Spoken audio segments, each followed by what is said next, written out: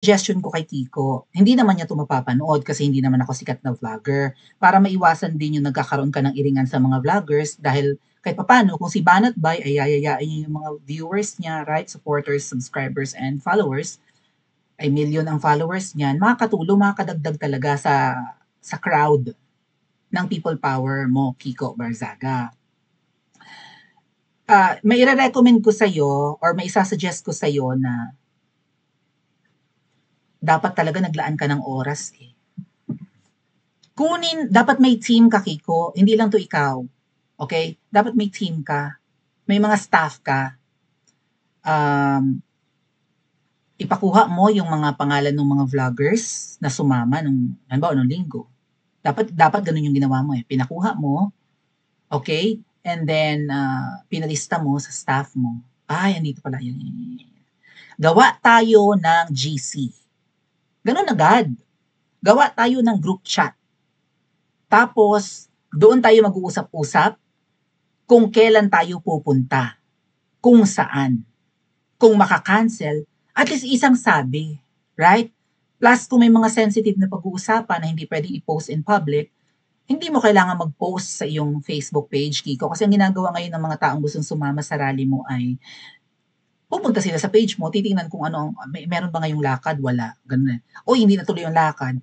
Whereas, kung yung mga vloggers, kailangan mo kasi ng mga vloggers. Okay. Hindi lang vloggers ang kailangan ni Kiko, yung mga personalidad rin. Tama? Yung mga dumating doon na hindi naman vlogger, pero nandun. Right? Di ba, nandun si Jimmy Bondok, hindi yan vlogger. Kiko Matos, at least vlogger. Marami pa, may mga iba pang hindi sa atin familiar, pero mga kilala pa lang mga vloggers. Sino yung nanonood na yan? Parang taga-Ed sa Friday group yan ha. Teka nga.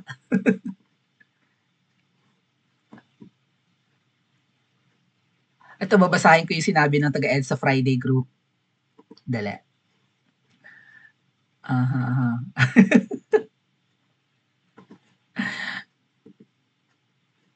Alright. Sign ko lang ha. 1 point lang din, hindi naman porket handa kang mamatay para sa bayan ay hindi ka na mag-iingat, di ba?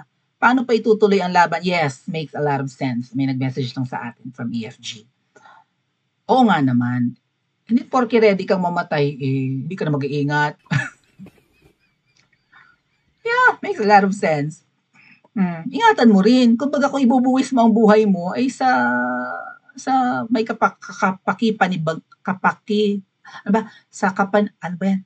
kapaki-pakinabang or sa mas may weight na sitwasyon. Kung handa kang mamatay para sa bayan, itong mere na pagsasalita mo lang na alam mong tatargetin ka na ni Natamba ng babaeng ahas, right?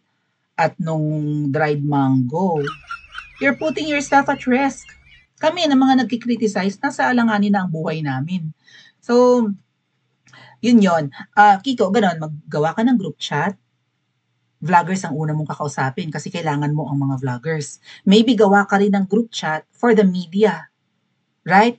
Kasi hindi mo naman pwedeng, baka may mga impormasyon na alam mo naman ng media, hindi natin kakampi, di ba? So, gawa ka ng separate. Kailangan may team ka talaga eh. Ganun. And then maybe you'll have another group chat for people na makakatulong for warm bodies sa mga attend. Sabi ko nga, di ba, kontakin mo si Chavit Singson. Makakatulong yan. Pareho na natin na isa na rin na nagkikriticize ngayon kay Ngiwi. Makakatulong yan sa'yo. Di ba? You want to win. You want the power of the people to kick that addict out. Tutulong sa'yo si Chavit. Gawa ka ng group chat with Chavit, kung sino-sino pa na, ito makakatulong to sa warm bodies. Teka muna, sino ba itong mga mayors na to at mga ganon. O yung mga nasasakupan niya, baka pwedeng di ba, i-arkila na niya or papaluwasin niya ng Maynila or something. Marami yan. So, sabi ko nga, you can do it on your own. And also, wag ka rin maging balat sibuyas kay Banat.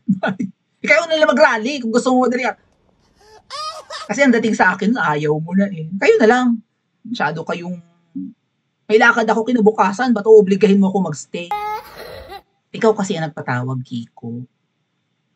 For sure may iba pa do'n na gustong magpa-picture sa'yo, hindi na nakapagpa-picture. Kaya yung sinasabi ni Miss Maharlika, mga ate at kuya, parang puwede rin 'no, possible din.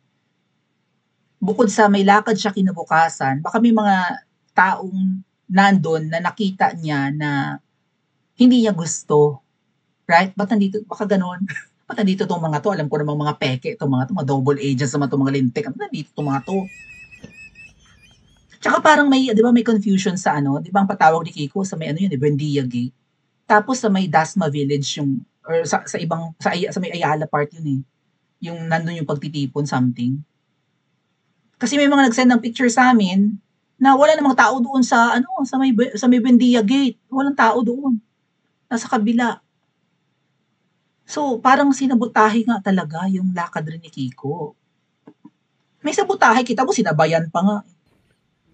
Merong naunang event na doon ang punta, pero pinagod muna nila ng paglalakad.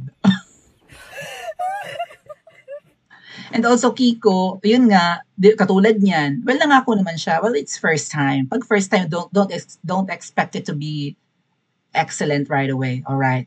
Katulad nun, walang equipments, nagsasalita siya, wala siyang mikropono, hindi naririnig. Kung hindi ka man, okay, nakapagsalita ka, may mikropono yung media, but after that, tumayo ka somewhere, sabi ko nga, dapat may team ka rin na kahit may mini stage lang kayo doon. Kanino ba yung sasakyan na puti na dumating na may ano, may parang may megaphone at may dala-dalang mikropono kaya nakapag-program after na wala na si Kiko. So dapat tong may program na dumating yung puting kotse, 'di ba? Dapat nandun pa rin si Kiko.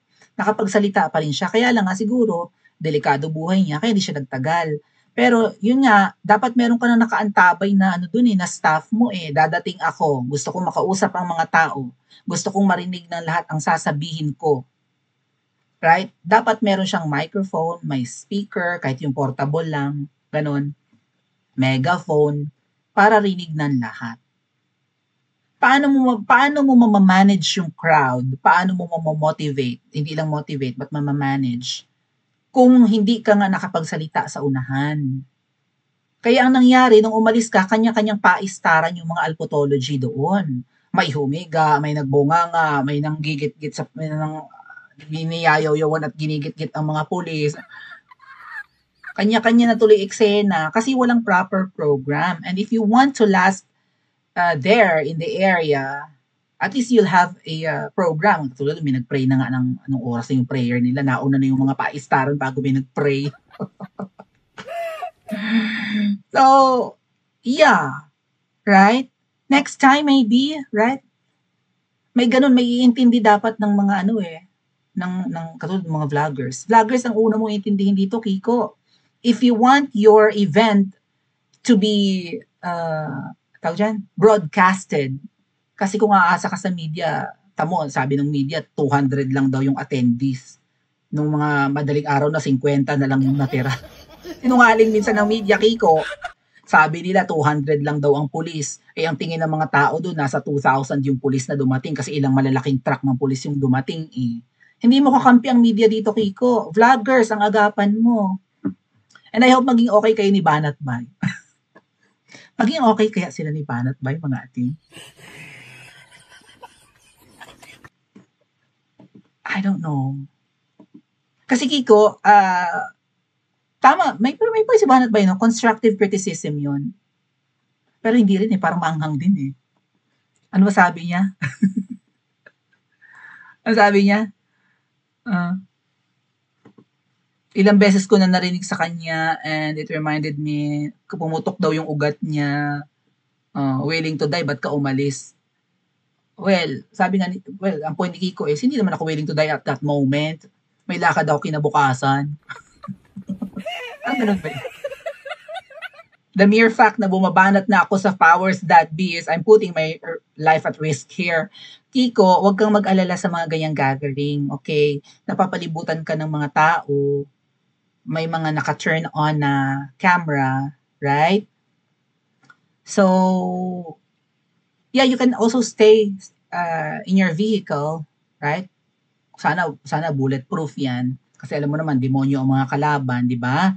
Pwede ka nilang patahimikin para huwag ka nang yumaw-yaw. Eh, Kasi ang banat mo ngayon maanghang eh. Maganda ang matindi ang mga banat mo ngayon. Pero, sino kayang titiklop sa dalawa, no? Titiklop kaya si Banat Bay kay Kiko? Maanghang yung sagutan ng dalawa eh. Pa-comment nga po sa comment section at mag-like and subscribe din po kayo.